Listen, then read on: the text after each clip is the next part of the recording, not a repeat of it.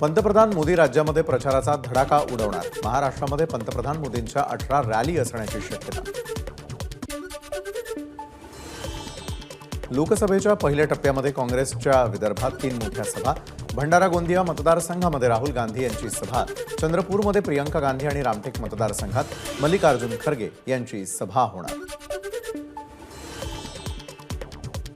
12 एप्रिलला एस जयशंकर यांचा महाराष्ट्र दौरा। मुंबई पुण्यामध्ये एस जयशंकर कार्यकर्त्यांशी संवाद साधणार।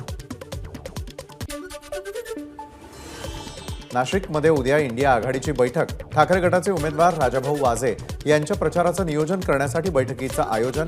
महाविकास आघाडी आणि नव्यानं जोडले गेलेले इंडिया आघाडीचे घटक पक्ष बैठकीला उपस्थित राहणार।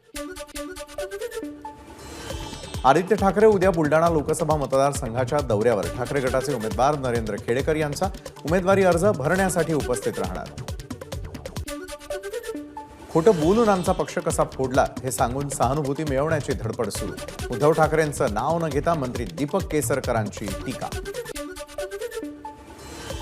अंधेरी पूर्वेत काँग्रेसमध्ये मोठं खिंडार। काँग्रेसच्या पदाधिकाऱ्यांसह अनेक कार्यकर्त्यांचा मनसेत प्रवेश। मनसे नेते अमित ठाकरेंच्या उपस्थितीमध्ये पक्षप्रवेश।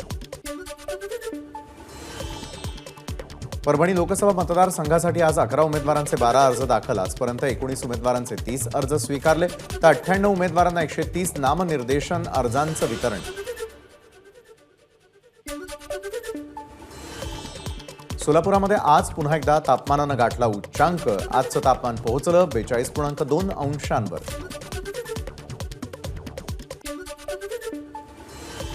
अभिनेता आयुष्मान खुरानाचा वॉर्नर म्युझिक इंडिया सोबत जागतिक करार।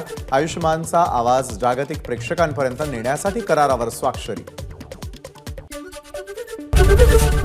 एबीपी माझा, उघडा डोळे बघा नीट।